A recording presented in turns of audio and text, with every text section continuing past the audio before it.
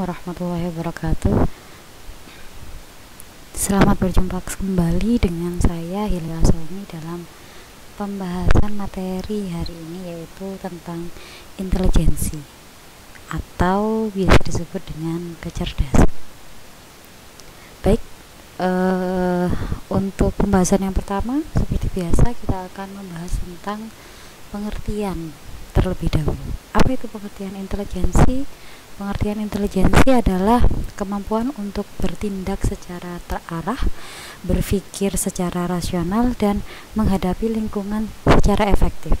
Jadi, secara garis besar, intelijensi itu dapat disimpulkan adalah kemampuan mental yang melibatkan proses berpikir secara rasional. Jadi, kemampuan mental seseorang yang melibatkan proses berpikir seseorang secara rasional.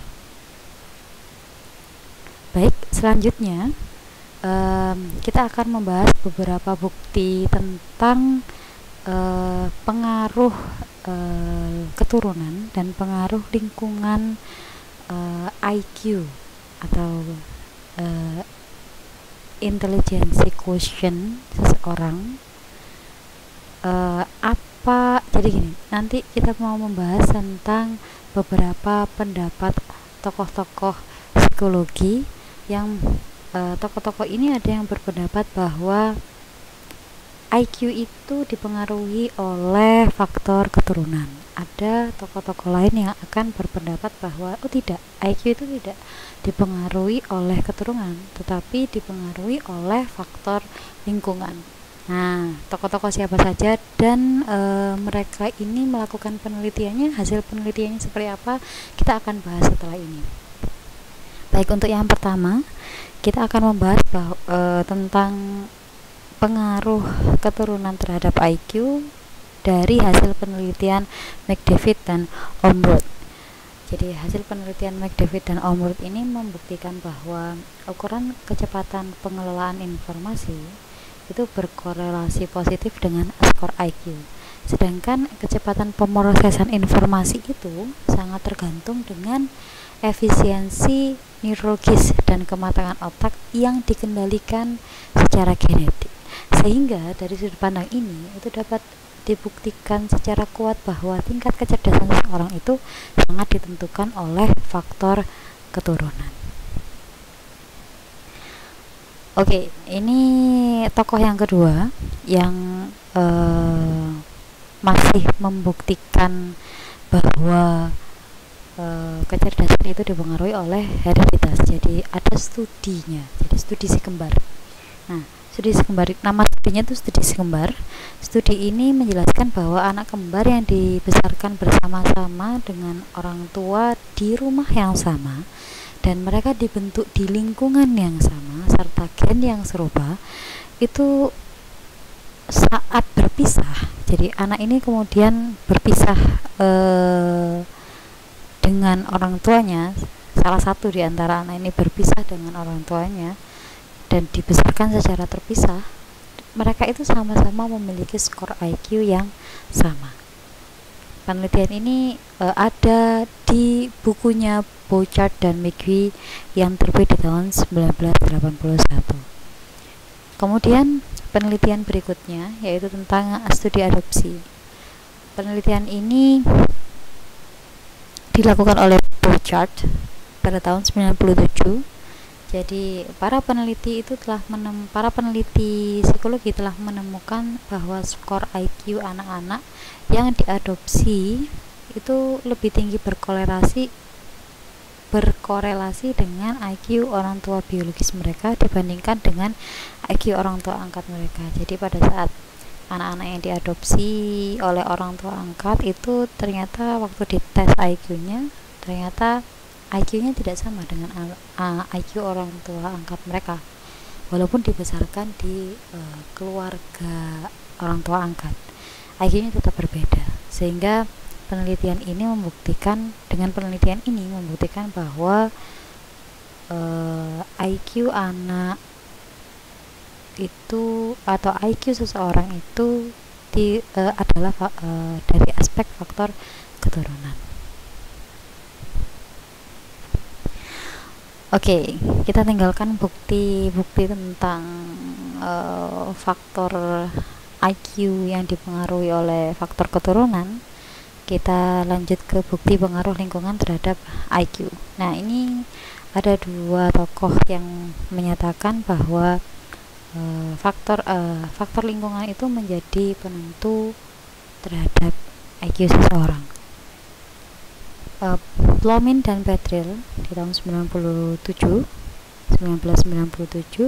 menjelaskan bahwa studi-studi yang dilakukan sebelumnya, jadi studi-studi yang dilakukan oleh Omward tadi, oleh Bouchard tadi, itu tidak untuk mengatakan bahwa anak-anak itu ditakdirkan memiliki tingkat kecerdasan yang sama dengan orang tua biologisnya.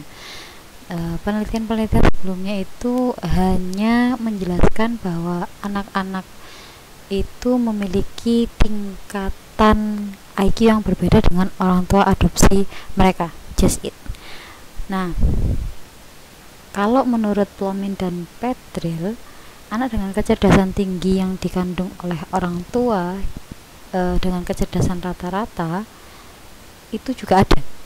Jadi mereka melakukan penelitian, kemudian menemukan bahwa anak-anak yang memiliki kecerdasan tinggi itu juga lahir dari orang tua yang memiliki kecerdasan yang rata-rata. Jadi pengaruh genetik itu tidak bisa dijadikan landasan terhadap IQ anak. Jadi pengaruh orang tua, genetisnya orang tua, IQ-nya orang tua itu tidak bisa dijadikan patokan bahwa IQ-nya anak juga sama seperti IQ-nya orang tua. Oke, kita lanjutkan ke macam-macam intelijensi. Macam-macam intelijensi menurut James Cattell itu atau mengklasifikasikan menjadi dua macam. Yang pertama adalah intelijensi fluid. Yang kedua adalah intelijensi crystallized.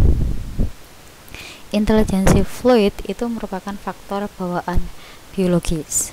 Intelijensi crystallized itu merupakan atau merefleksikan adanya pengaruh pengalaman, pendidikan, dan kebudayaan dalam diri seseorang yang mempengaruhi intelijensi seseorang. Apa itu intelijensi fluid?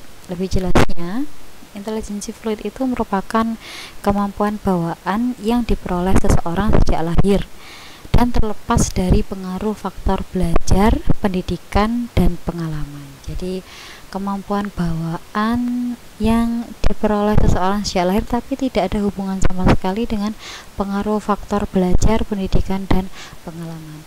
Nah, intelijensi ini dapat dipandang sebagai faktor yang tidak berbentuk yang mengalir ke dalam berbagai variasi kemampuan intelektual.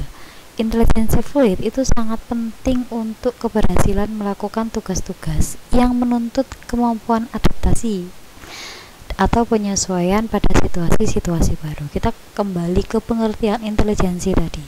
Intelijensi itu selain kemampuan berpikir rasional, intelijensi itu juga adalah kemampuan adaptasi dan penyesuaian pada situasi-situasi baru. Nah, intelijensi ini yang berhubungan dengan penyesuaian diri itu lebih banyak dipengaruhi oleh faktor bawaan begitu. Intelijensi ini cenderung tidak berubah setelah usia 14 tahun atau 15 tahun, sehingga intelijensi fluid ini masih bisa berubah di bawah usia tersebut. Baik, selanjutnya kita bahas intelijensi crystallized. Intelijensi crystallized itu merupakan endapan pengalaman-pengalaman individu yang terjadi sewaktu intelijensi fluid bercampur dengan yang disebut sebagai intelijensi budaya. Saya ulangi, intelijensi crystallized adalah merupakan endapan pengalaman-pengalaman individu yang terjadi sewaktu intelijensi fluid. Intelijensi fluid itu adalah intelijensi bawaan bercampur dengan yang disebut sebagai intelijensi budaya. Nah, intelijensi crystallized ini akan meningkat kadarnya seiring dengan bertambahnya pengalaman seseorang tersebut. Dengan kata lain, tugas-tugas kognitif di mana keterampilan-keterampilan dan kebiasaan-kebiasaan telah mengkristal akibat dari pengalaman-pengalaman sebelumnya, sehingga namanya intelijensi crystallized. Seperti kekayaan kosakata, pengetahuan, kebiasaan penalaran, dan semacamnya. Intelijensi crystallized itu sebagai kemampuan umum untuk menyelesaikan masalah yang dimiliki seorang individu. Jadi nalar rasional, nalar kritis, dan nalar rasionalnya yang lebih dominan di intelijensi crystallized. Intelijensi crystallized masih dapat terus berkembang sampai usia 30 sampai 40 tahun atau bahkan lebih. Hal ini dikarenakan intelijensi crystallized tergantung pada pengalaman dan pengetahuan yang didapat oleh individu.